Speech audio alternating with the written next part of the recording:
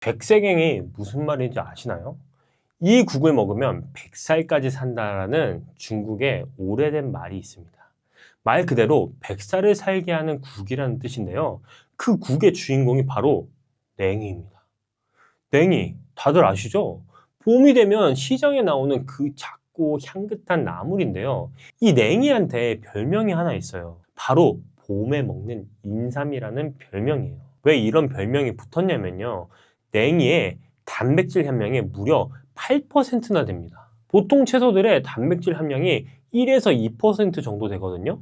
냉이는 그보다 최대 8배 가까이 단백질이 많다는 겁니다. 거기다가 칼슘, 철분, 비타민C, 비타민 A까지 한꺼번에 들어있으니 인삼이라는 별명이 그냥 붙은 게 아니죠. 자, 오늘은 냉이가 왜 어르신들 건강에 특별히 중요한지, 어떻게 드셔야 효과가 배로 올라가는지 제대로 알려드리겠습니다.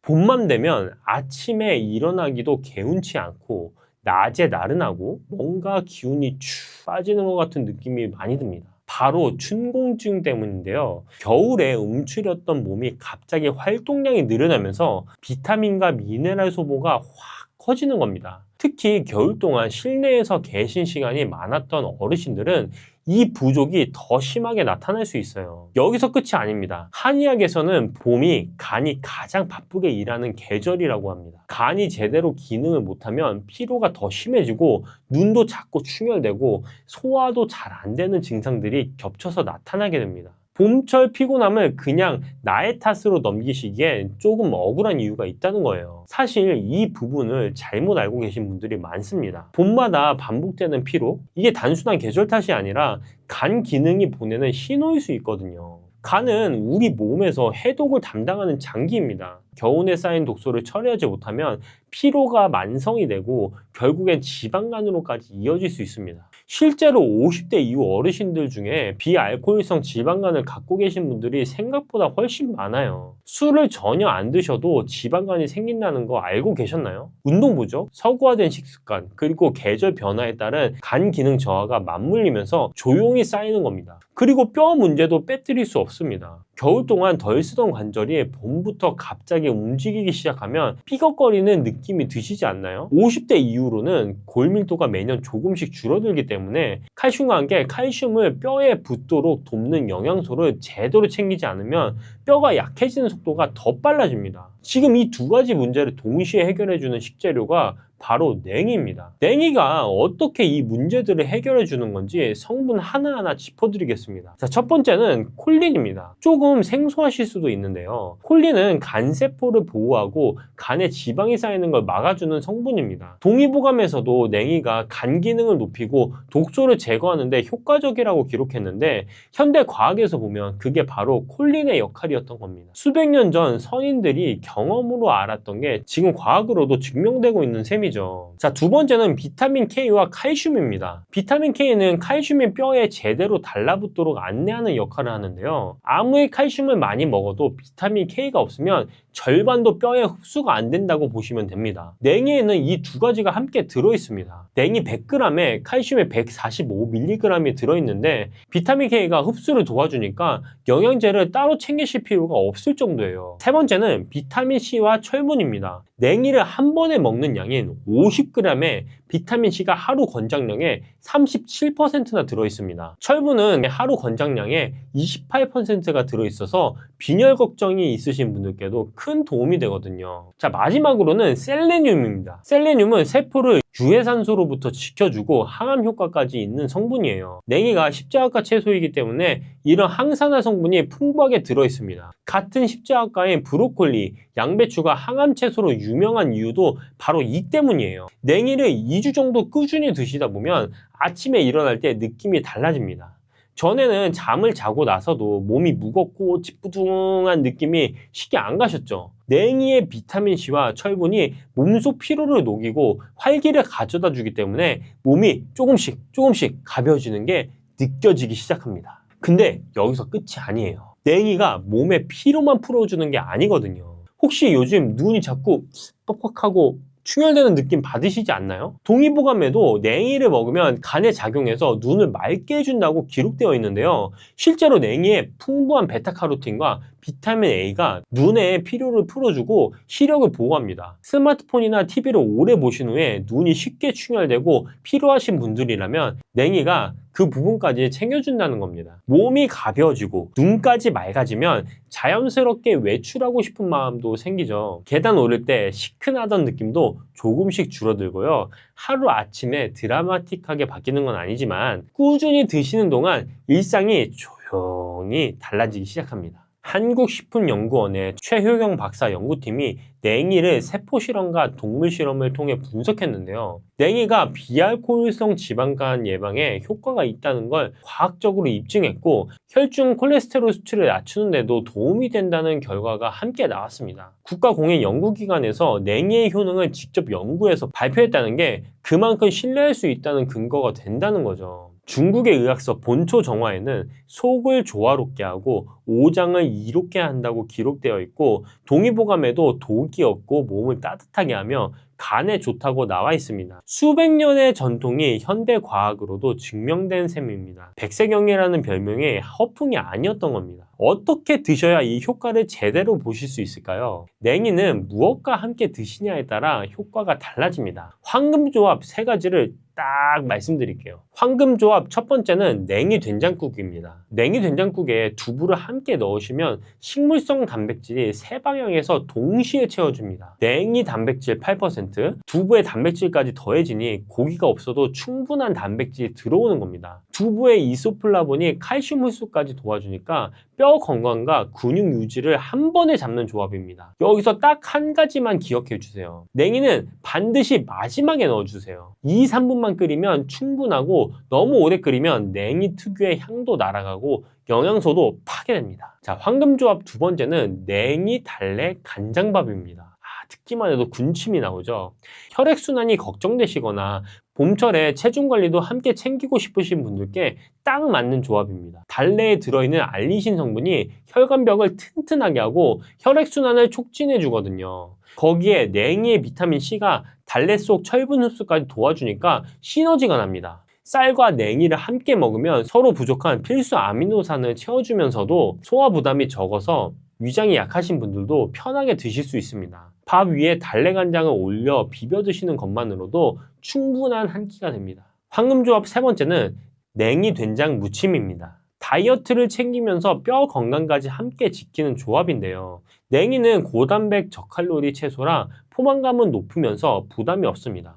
여기에 식초를 1스푼 넣어주시면 냉이의 칼슘 흡수율이 올라가고 된장의 짠맛도 중화돼서 나트륨 걱정까지 줄어듭니다. 데친 냉이에 된장 반큰술, 식초 반큰술, 참기름 깨소금을 넣어 조물조물 무치시면 영양 만점 냉이 된장 무침이 완성됩니다. 이렇게 좋은 냉이도 조심하실 때가 있습니다. 냉이는 대부분의 어르신들께 아주 좋은 식재료이지만 몇 가지 경우에는 주의가 필요합니다. 첫 번째는 평소에 몸이 많이 차신 분들, 손발이 항상 시리거나 배가 쉽게 차가워지는 분들은 냉이를 한꺼번에 너무 많이 드시지는 않는 게 좋습니다. 냉이는 성질이 서늘한 편이라 찬 기운을 더할 수 있거든요.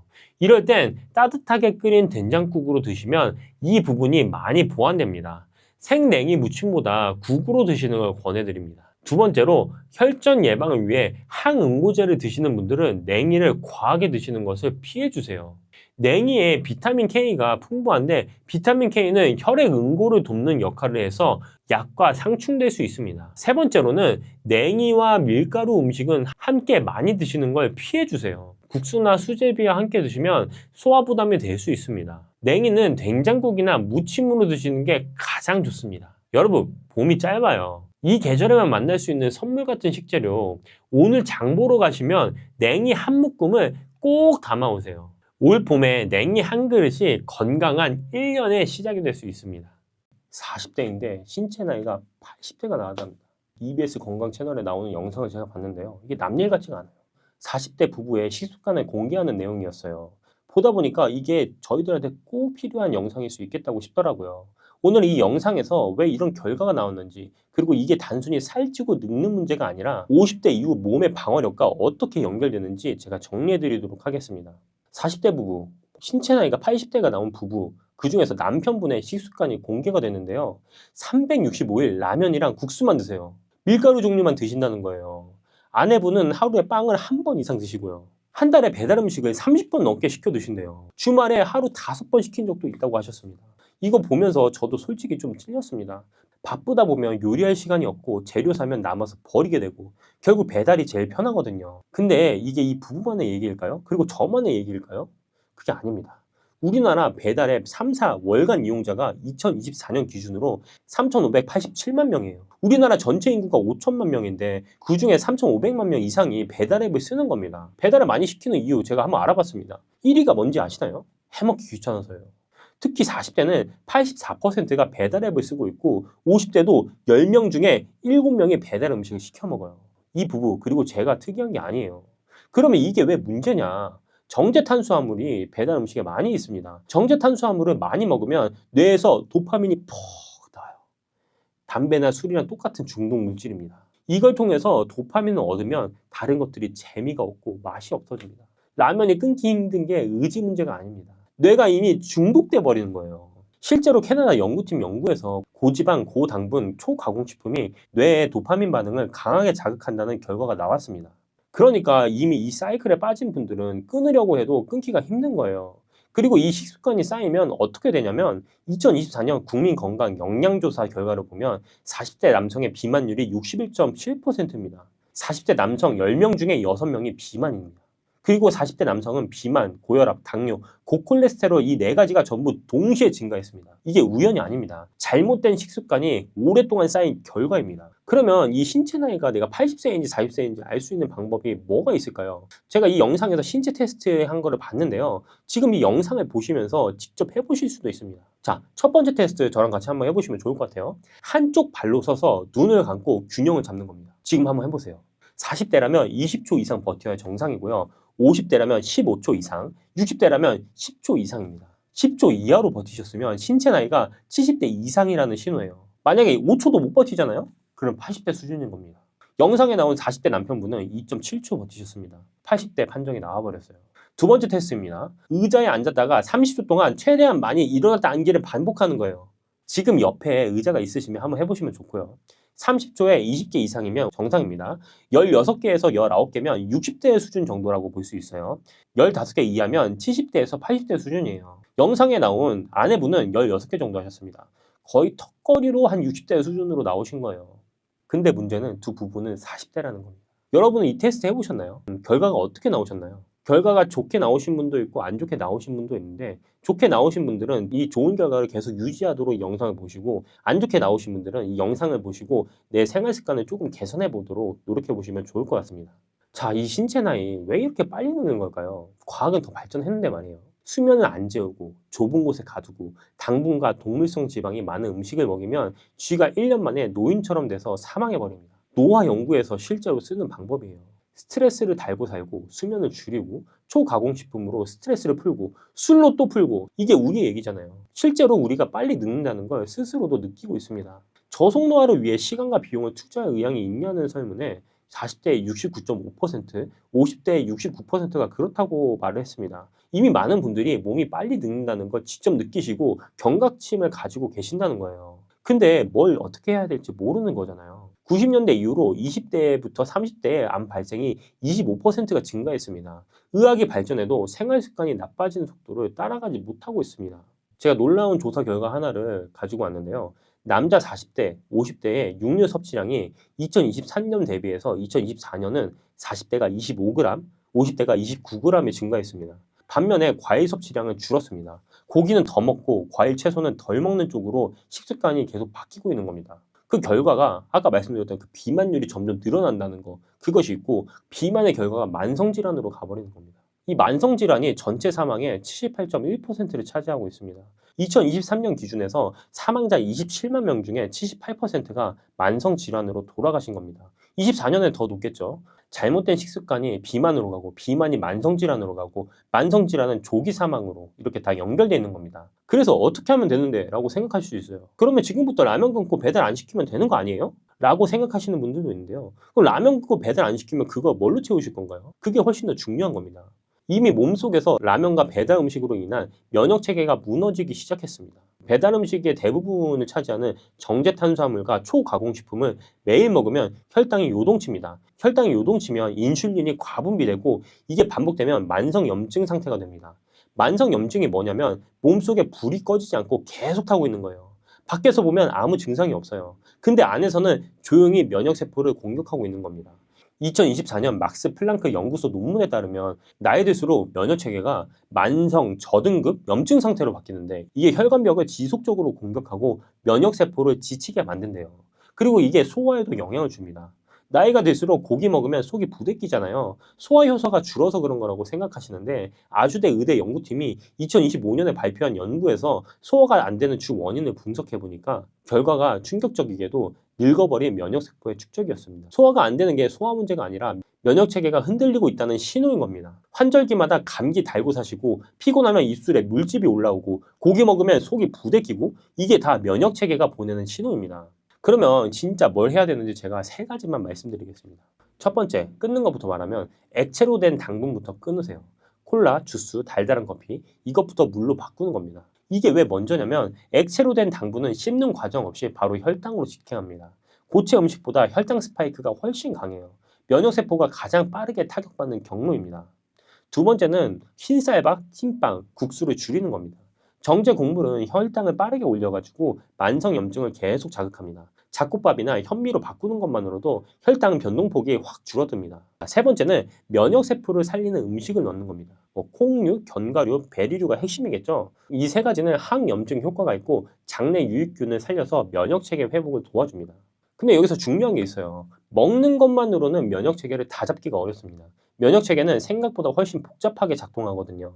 입술에서 물집 나신 적 있으시죠? 피곤하면 이 물집이 꼭 올라오시죠? 환절기마다 감기 달고 사시고요. 고기 먹으면 속이 부대끼시고 이게 다 면역체계가 보내는 신호입니다. 음식만 바꿔서는 이 신호가 잘 안 잡혀요.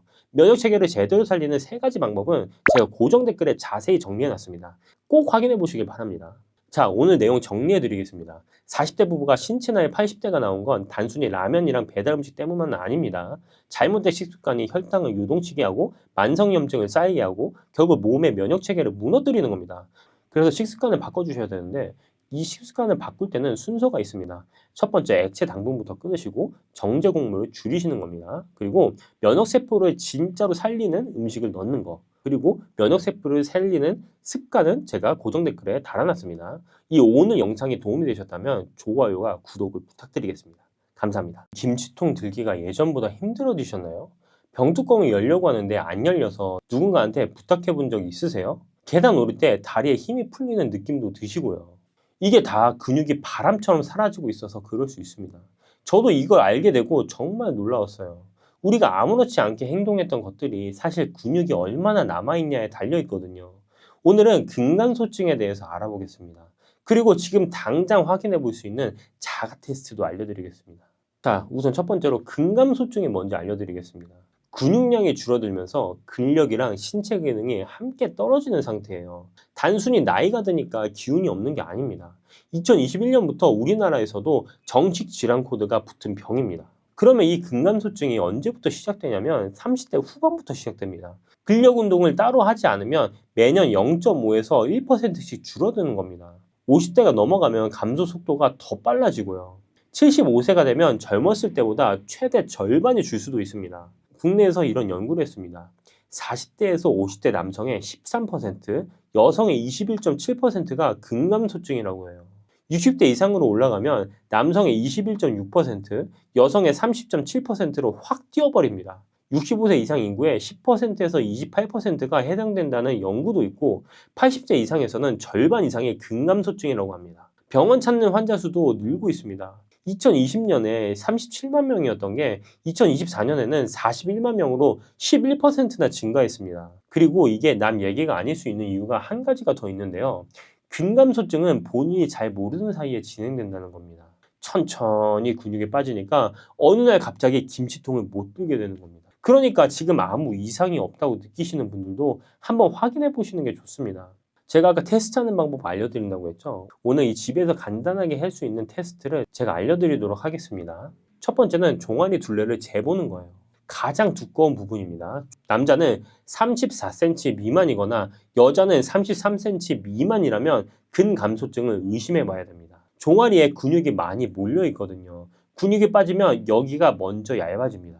자, 두 번째는 손을 짚지 않고 의자에서 앉았다 일어서기 5번을 12초 안에 할 수 있는지 해보시는 겁니다. 이게 5번 하는 게 12초가 넘게 걸리신다면 근감소증 가능성이 훨씬 높아집니다.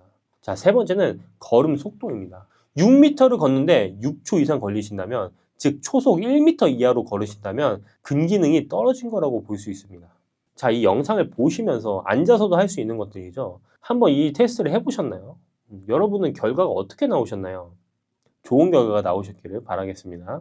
이 근감소증을 그냥 두면 어떻게 되는지 알아야 됩니다. 낙상 위험이 커집니다. 골다공증이 동반되면 낙상 위험은 최대 3.3배, 골절 위험은 최대 4.4배까지 증가합니다. 그리고 근감소증이 있는 노년층 남성은 사망하시거나 요양병원에 입원한 비율이 정상 노년층보다 5.2배가 높았다는 연구 결과도 있습니다.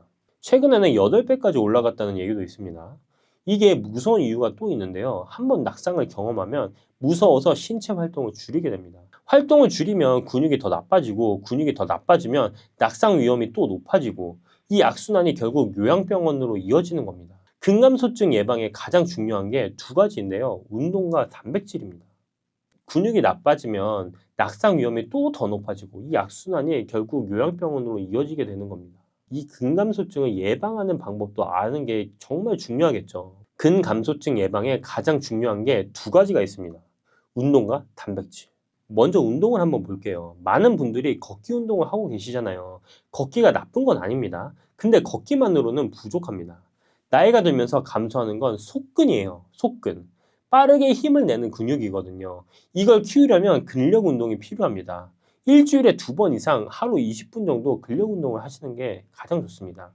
집에서 할 수 있는 가장 쉬운 운동은 의자 스쿼트입니다. 의자 뒤에 서서 천천히 앉았다가 일어나는 겁니다. 무릎에 부담이 덜하고 허벅지 근육을 효과적으로 쓸 수 있습니다. 이게 좀 익숙해지시면 의자 없이도 스쿼트를 한번 해보시는 거, 그것도 도움이 될 수 있습니다. 그리고 까치발 들기도 좋습니다. 까치발 들기는 종아리 근육을 키우는 건데요. 제가 근감소증 테스트로 아까 말씀드린 게 종아리에 가장 두꺼운 거 두께를 재는 거라고 했잖아요. 이 까치발 들기를 하면 종아리에 근육을 더 채워줄 수 있고 그 센치 수를 더 늘려줄 수도 있습니다. 균형 감각도 함께 키울 수도 있고요. 병원에 입원해서 일주일만 누워 있어도 근육이 하루에 1%씩 빠집니다. 그 양이 3년치의 노화와 같습니다. 그러니까 조금이라도 몸을 움직이는 게 중요한 겁니다.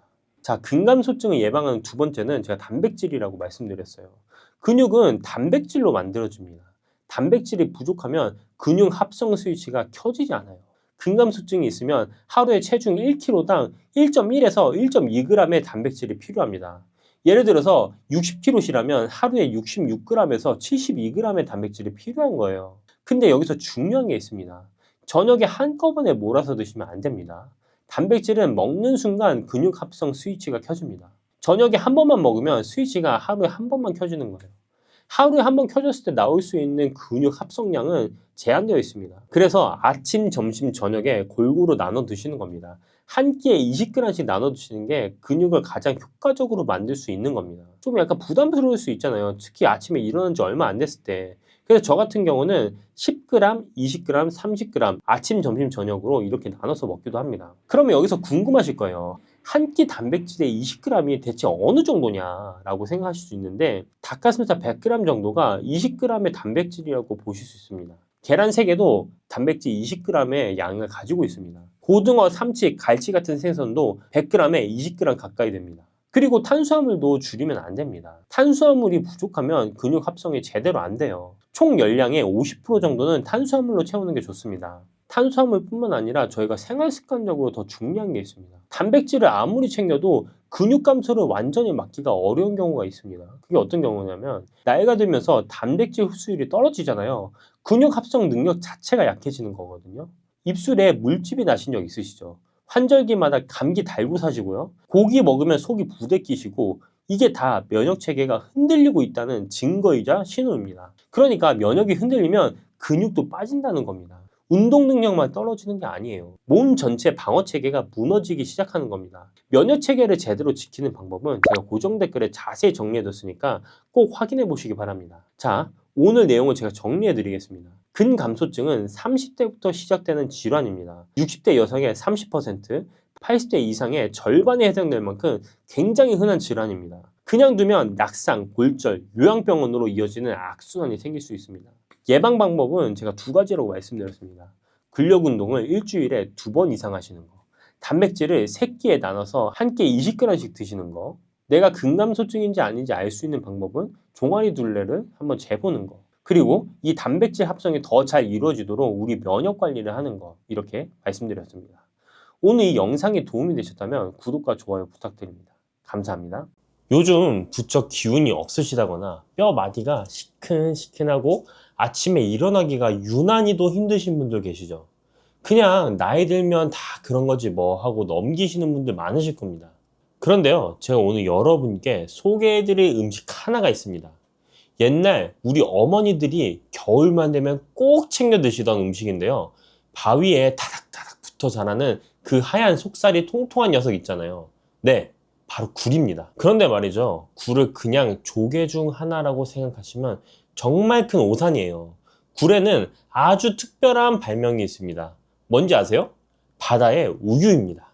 우유가 육지에서 나는 가장 완전한 식품이라면 굴은 바다에서 나는 가장 완전한 식품이라는 뜻이에요. 그리고 또 하나, 굴의 한자 이름이 석화인데요. 이게 무슨 뜻인지 아세요? 돌석, 꽃화, 돌에 핀 꽃이라는 뜻입니다. 바위에 붙어서 자란 굴을 멀리서 보면 마치 바위에 하얀 꽃이 핀 것처럼 보인다고 해서 붙여진 이름이에요. 참 예쁜 이름 아닙니까? 오늘은 이 바다의 우유, 돌에 핀 꽃 굴에 대해서 제대로 한번 알아보려고 합니다. 굴이 왜 특히 좋은지, 어떤 성분이 우리 몸에 어떻게 작용하는지, 그리고 굴과 함께 먹으면 보약이 되는 음식은 뭔지, 반대로 절대 같이 드시면 안 되는 음식이 뭔지까지요. 혹시 굴 드시고 배탈 나신 경험 있으신 분들, 그래서 굴을 아예 멀리 하시는 분들도 계실 거예요. 걱정 마세요. 오늘 제가 안전하게 드시는 방법까지 다 알려드릴게요. 특히 뼈 건강 걱정되시는 분, 기억력이 예전 같지 않으신 분들, 혈관 건강 챙기고 싶으신 분들은 오늘 이 이야기를 꼭 끝까지 들어주세요. 나이가 들면 가장 먼저 걱정되는 게 뭘까요?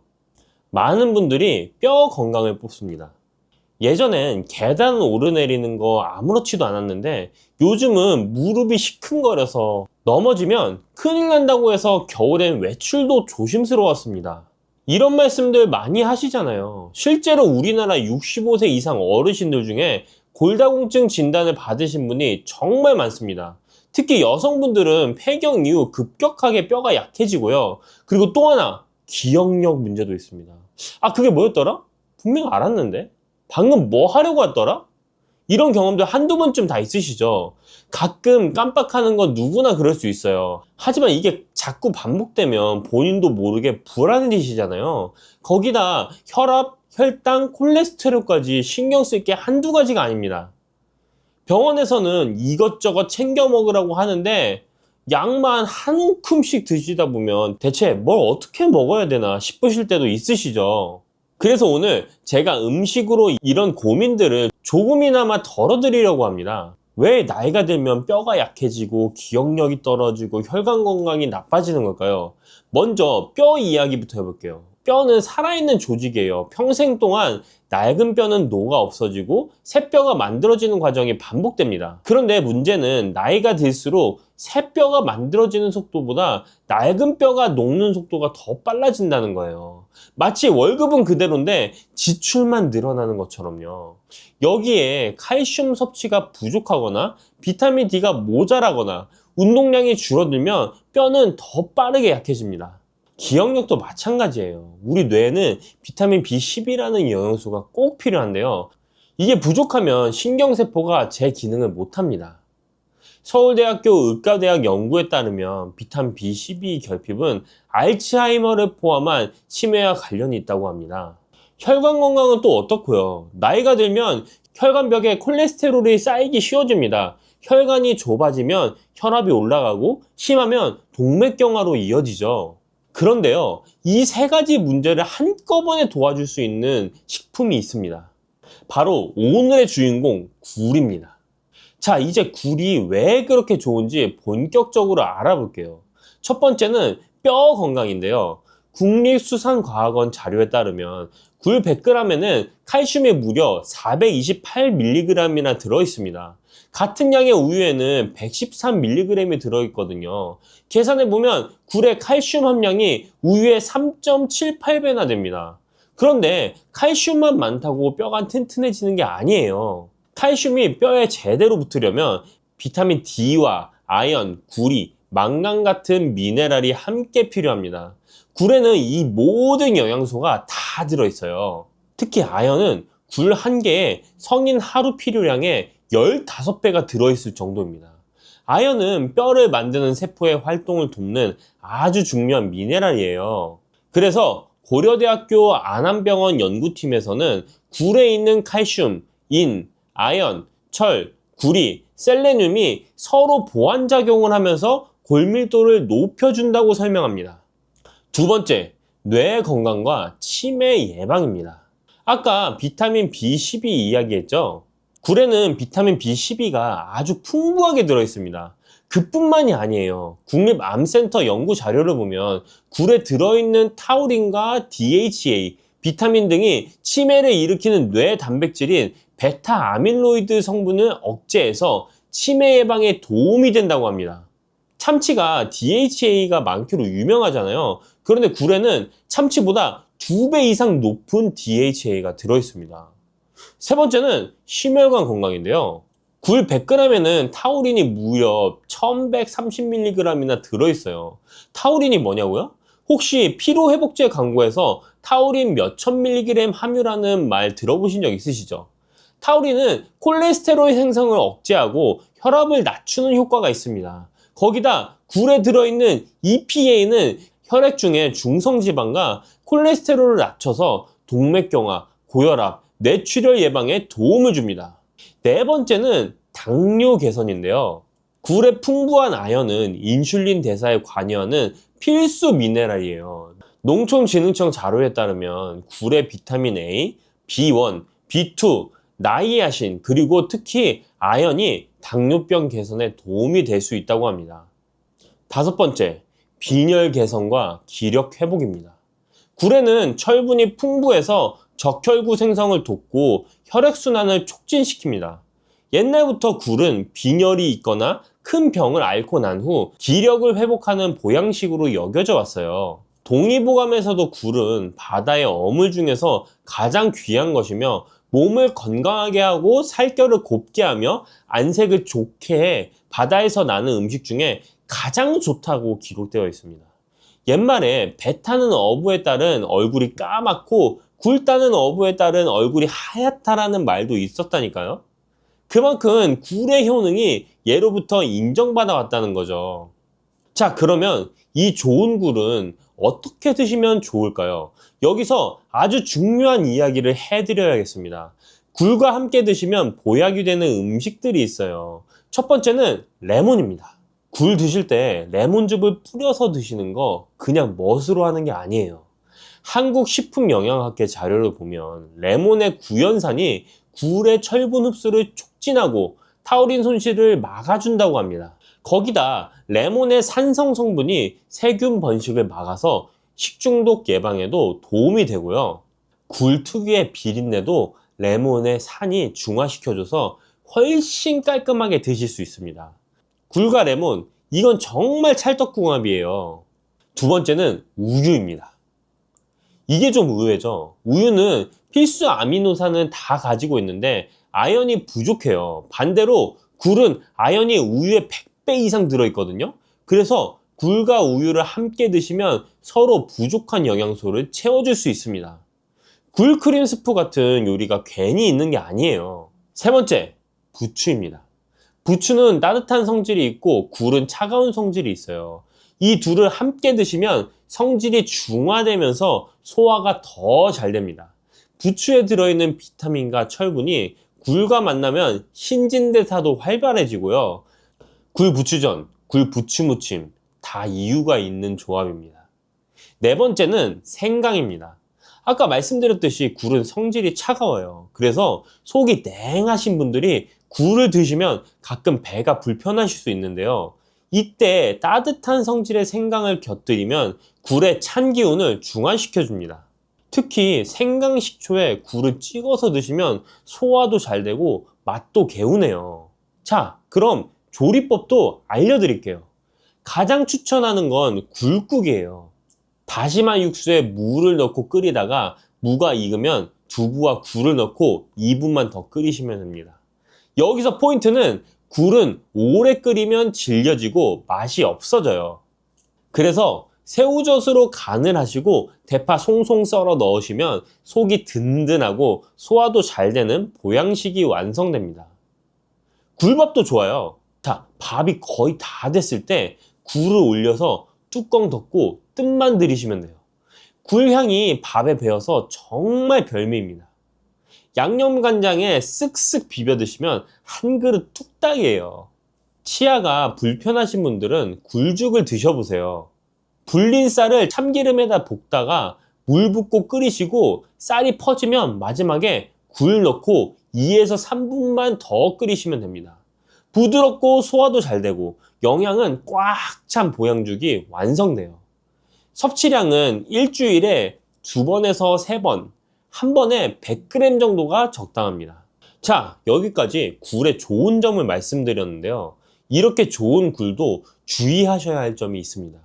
이 부분은 정말 중요하니까 잘 들어주세요. 첫 번째, 생굴 섭취는 조심하셔야 됩니다. 굴은 역시 생으로 먹어야 제맛이지 라고 생각하시는 분들 많으시죠? 그런데요, 특히 어르신들은 생굴보다는 익혀서 드시는 게 훨씬 안전합니다. 왜냐하면 겨울철에는 노로바이러스라는 게 있거든요. 식품의약품안전처 통계를 보면 최근 5년간 노로바이러스 식중독이 243건 발생했는데 그 중에 49%가 12월부터 2월 사이 겨울철에 집중됐습니다. 굴은 바닷물을 여과하면서 자라는데 그 과정에서 바이러스가 농축될 수 있어요. 하지만 걱정하지 마세요. 노로바이러스는 85도에서 1분 이상 가열하면 완전히 사멸합니다. 그러니까 굴국, 굴밥, 굴전처럼 익혀서 드시면 전혀 문제가 없어요. 오히려 익힌 굴이 소화도 더 잘 되고 따뜻하게 드시니까 속도 편안합니다. 그래도 나는 생굴 특유의 그 짭짤하고 시원한 맛을 포기할 수 없어! 하시는 분들 계시죠? 네, 저도 충분히 이해합니다. 생굴의 그 싱싱한 맛은 정말 익힌 굴과는 또 다른 별미이니까요. 그런 분들을 위해 조금이라도 더 안전하게 생굴을 드시는 방법을 알려드리겠습니다. 포장 표시를 꼭 확인하세요. 이게 정말 중요합니다. 굴 제품 포장에 가열 조리용, 익혀 먹는 등의 표시가 있는 제품은 반드시 익혀서 드셔야 합니다. 노로바이러스가 확인된 해역의 생산물은 가열 조리용, 익혀 먹는 등의 표시를 붙여서 유통하도록 되어 있기 때문입니다. 그러니까 마트나 시장에서 굴을 사실 때 포장을 잘 살펴보시고 생식용인지 가열 조리용인지 꼭 확인하세요. 또한 물을 갈면 식중독균을 억제하는 알릴 이소티오시아네이트라는 성분이 나옵니다. 굴을 무즙에 잠시 담갔다가 찬물에 살살 흔들어 씻으면 불순물 제거에 도움이 됩니다. 물론 이 방법들이 노로바이러스를 완전히 없애주는 건 아니에요. 하지만 아무 조치 없이 드시는 것보다는 훨씬 낫습니다. 두 번째, 여름철에는 더욱 주의하셔야 합니다. 서양에서는 알이 없는 달에는 굴을 먹지 말라라는 말이 있어요. 5월, 6월, 7월, 8월에는 영어 이름에 알자가 없잖아요. 이 시기에는 비브리오균이 번식하기 쉬워서 굴 섭취를 피했던 거예요. 우리나라에서도 보리가 피면 굴을 먹지 말라는 옛말이 있습니다. 특히 간 질환이 있으신 분들은 여름철 생굴 섭취를 절대 삼가셔야 돼요. 서울대학교 자료에 따르면 비브리오 폐혈증 사망률이 40에서 50%에 달할 정도로 위험합니다. 세 번째, 같이 드시면 안 되는 음식이 있습니다. 감하고 굴은 최악의 궁합이에요. 감의 떫은 맛을 내는 탄닌 성분이 굴의 철분과 결합해서 몸 밖으로 빠져나가게 만들거든요. 굴 드시고 후식으로 감 드시는 건 피해주세요. 커피도 마찬가지예요. 커피에도 탄닌이 있어서 굴의 아연 흡수를 방해합니다. 굴 드신 후에는 커피보다 따뜻한 보리차나 생강차가 더 좋습니다. 네 번째, 과식은 국물입니다. 굴은 성질이 차가워서 한꺼번에 많이 드시면 속이 불편하실 수 있어요. 한 번에 너무 많이 드시기보다는 적당량을 여러 번 나눠서 드시는 게 좋습니다. 다섯 번째, 신선한 굴을 고르는 법입니다. 껍질 벗긴 굴을 사실 때는 우윳빛이 돌면서 검은색 테두리가 선명하고 알이 굵고 통통하면서 탄력 있는 것을 고르세요. 손질하실 때는 3% 소금물에 10분 담갔다가 씻으시거나 무즙을 풀어 5분 정도 두시면 이물질이 깨끗하게 제거됩니다. 자, 오늘 굴에 대해서 정말 많은 이야기를 나눴습니다. 정리해 드릴게요. 굴은 바다의 우유라는 별명에 걸맞게 정말 영양이 풍부한 식품입니다. 칼슘은 우유의 거의 4배, 단백질은 3배, DHA는 참치의 2배 이상, 특히 시니어분들께 중요한 뼈 건강, 뇌 건강, 심혈관 건강에 모두 도움이 되는 완전 보양식이에요. 레몬, 우유, 부추, 생강과 함께 드시면 효과가 더 좋아지고요. 감이나 커피는 피해 주시는 게 좋습니다. 그리고 가장 중요한 것, 생굴보다는 익혀서 드세요. 85도에서 1분 이상 가열하면 걱정 없이 안전하게 드실 수 있습니다. 굴국, 굴밥, 굴전, 굴죽 따뜻하게 익혀 드시면 소화도 잘 되고 속도 편하고 영양은 그대로 섭취하실 수 있어요. 이번 겨울 바다가 우리에게 선물한 돌에 핀 꽃, 굴로 건강 한번 챙겨보시는 건 어떨까요? 동의보감에서 바다에서 나는 음식 중에 가장 좋다라고 했던 그 굴, 옛 선조들의 지혜가 현대 과학으로도 증명되고 있습니다. 오늘 이야기가 여러분의 건강한 겨울나기에 조금이나마 도움이 되셨으면 좋겠습니다.